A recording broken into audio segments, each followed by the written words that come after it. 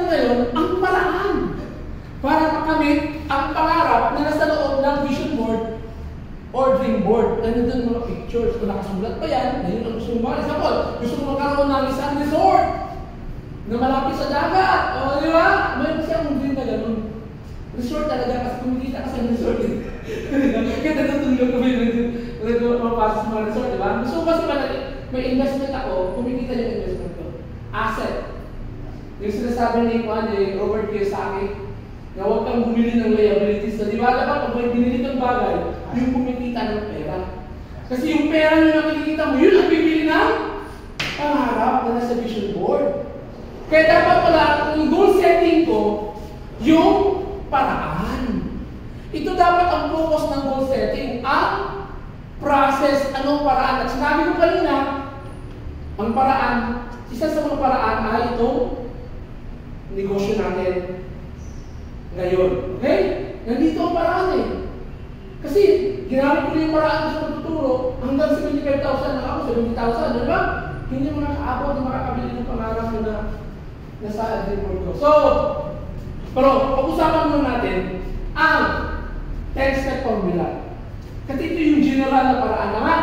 Ano ba yung 10-step formula na ito?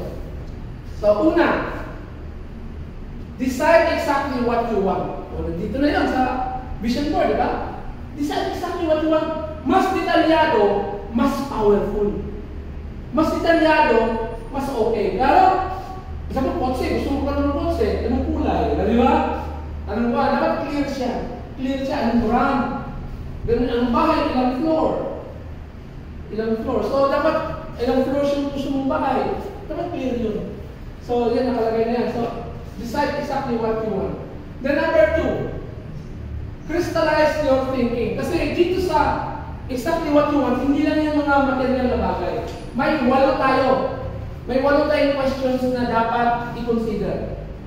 So, ano yung 8 questions na dapat i-consider? Una, what would I own? Pangalawa, what would I help? Ano bang itutulong ko? Pangatlo, where would I go? Travel yun. Where would I go? Recently, pinapanood namin yung Switzerland. Sabi ko, punta tayo sa Switzerland. Sabi ko sa asawa ko, okay? Punta tayo dyan. So, what would I do? What would I be? Then what would I create? Ano bang i-create ko? Then what would I contribute? At pangwalo, what would I achieve? Ito yung kinikrystallize natin sa ating pag-iisip. Dapat masagutan natin yan. Makakuha naman kayo ng kompleto, di ba? So, assignment yun para sa ating lahat. Okay. Then punta tayo dito, sa pangatlo, set a specific inspiring goal. Dapat may specific inspiring goal. Gusto nyo malaman na ang goal dito sa kumpanya natin? Maging Diamond Global Ambassador! Ngayon yung pinakatarget ko dito, matching ko yung Hall of Fame. Target ko yan talaga. Kaya pinag-aralan ko yung paraan doon. Okay? So, yun ang may papakita ko sa inyo. Then, establish deadline for your goals. Dapat may date ka. May date ka talaga kailan mo kukuha yung first million mo. Clear yun. Okay? Clear yun siya. So, ito nasa dream board natin. Kailan nilagay ng date? Kailan nilagay ng date specific. Okay? Kung kailan mo kukuha yan.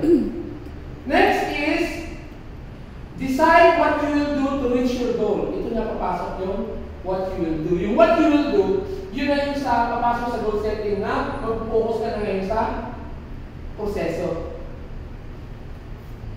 Then, have written action plans. Sinusulat talaga yan. Sinusulat talaga ang mga dapat gawin. Then, take enthusiastic action. Sabi naman kanina, action. Action kasi ang bridge sa pagkamit ng tagumpay. Pag walang action, mahirapan talaga. Dito sa negosyo natin, alam niyo ang first action talaga dito na pwedeng makamit ng tagumpay? Prospecting. Hanggat hindi ka nakalapin sa prospecting, hindi pa totoong action yun. Okay? Pag pumasok ka na sa perspective, hindi nakakausap na tayo mga tao, yun na yun. Next is keep taking your action steps. And number 10, persist with conviction. Yun ang 10-step formula.